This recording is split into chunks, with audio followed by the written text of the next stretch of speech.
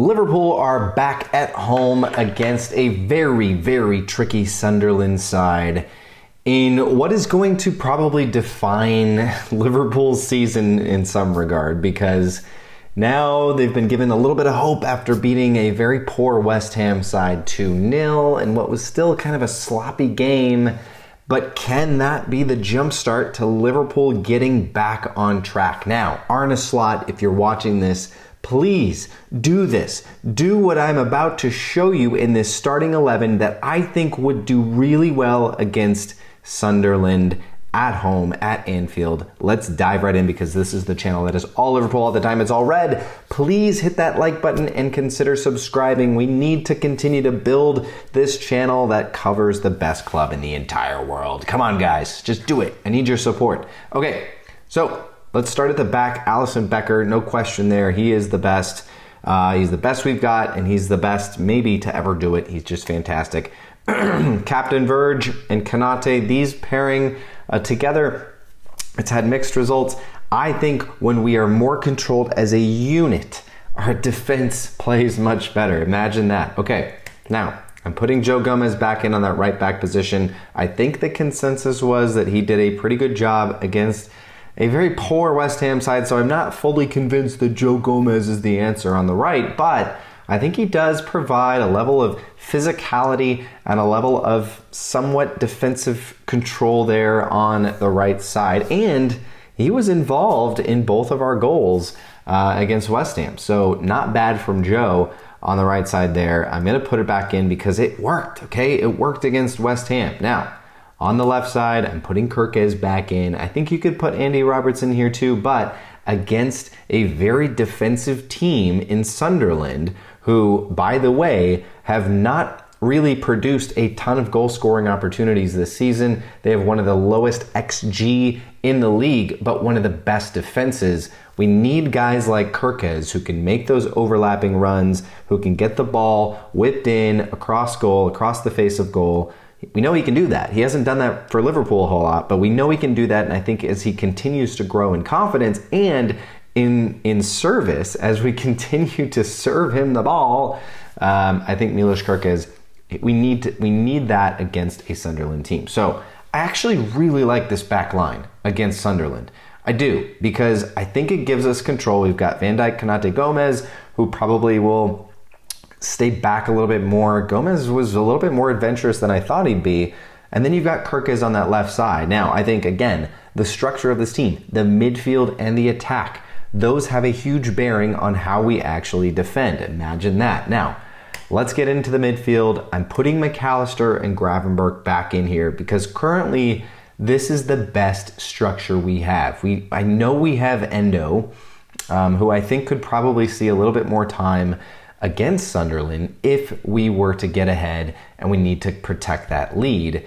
McAllister and Gravenberch, though, they were the best midfield duo in the Premier League last season, and we need to regain that. We need to get that back, and so I'm putting them in. I think when they are on, they provide a level of expertise in that midfield that I don't think any other two midfielders could provide, okay?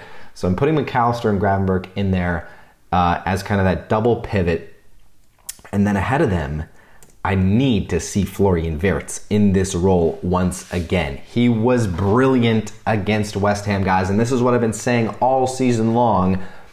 It is going to happen. It is going to click with this guy, and I think the more we see him in this role, the more freedom he's given to get the ball, go forward, do what he does best. It's going to be magical, and we just need some of our attacking players to actually finish and to actually do something with the service that he provides, because he is so creative. I saw one person on Twitter, X, whatever, say, and this is probably an overstatement, but he is the most creative player in the Premier League. Probably not true today, but I think in a month, this could be the case. If he really clicks in and he gets synced up with his right winger, his left winger, and his striker, Florian Wirtz, absolutely, he has the pedigree and he has the skill set, he has the mentality to be the next best creator in the Premier League. So I love this team. Oh my goodness, I love this team. And we haven't even gotten to the front three. The back line looks solid.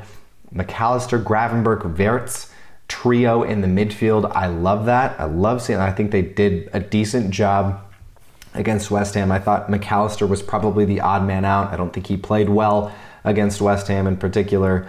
But again, I think he just needs a little bit more time to kind of get back up to where he was last season. So I love this team. Let's dive into the front three now.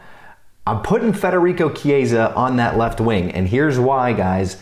I don't want to see Gakpo in there again against a hyper-defensive Sunderland team. He is not the low block breaker for Liverpool. Now, I know he got an assist and a goal against West Ham, but I feel like that is going to overshadow what he actually did in that game, and it wasn't good. He should have had more. He should have had more, and I think if you have someone else like a Chiesa in there who's probably a little bit more technically gifted, a little bit more creative, a little bit more controlled, and who tracks back and presses better, I think you see a different result against West Ham. I actually think you probably put 3 or 4 past West Ham. And so that's the difference. Like, yes, Gakpo scored and assisted, but he should have done much more. And for the majority of that game, he was not great. So I want Chiesa in on that left wing because I think it gives us more creativity throughout the whole entire match. And we're going to need that against a Sunderland team that is going to come into this game and try to be so incredibly defensive. They're going to go for a 0-0 draw. That's what they're going to do at Anfield. Now, maybe they're feeling a little bit more adventurous because Liverpool have been so poor. But again, we need creativity. Gakpo is not creative, okay? He's not. So I want Chiesa in there. I'd settle for Rio Gamoa, but I don't think that's going to happen. And I don't even think Chiesa is going to happen. But Slot, dude, come on, man. Try it. Just try it, dude. Hey, you listened to me last week when you benched Salah, and look what happened. You won a game. Speaking of Mo Salah, he is not in my starting lineup again. I do not want to see him on the pitch from minute 1 in this game. We need Szoboszlai in on that right side. Here's what this does for us, guys. You saw how Joe Gomez played in that game. Well, guess what? He had Dominic Szoboszlai, the engine, tracking back on that right side. And we were not losing the ball every time we got into the attacking third when we get the ball to that right wing. So there's a dual thing here. You've got someone who's going to track back really, really well, and you have control. Someone who's not going to lose that ball every single time it gets played up. So I love this lineup so much. I think in the striker position, you could put Isak or Ekitike in there. I think be fine with either because they're both, I think, starting to play into form more. But I'm going to go with Isak.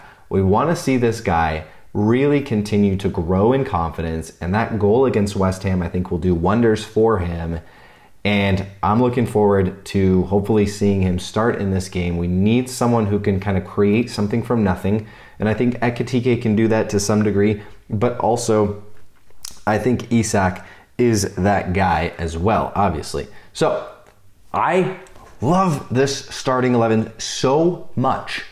I don't think we're going to see it, but I'll make concessions. I just need to see this team. We need to see this team at least once in our lifetime because it is so good. I think there'd be so much control. I think there'd be so much chemistry in this team. Why can't we get there? Okay? I'd settle for 10 out of 11. Maybe Slot wants to put Gakpo in instead of Chiesa. That's probably realistic.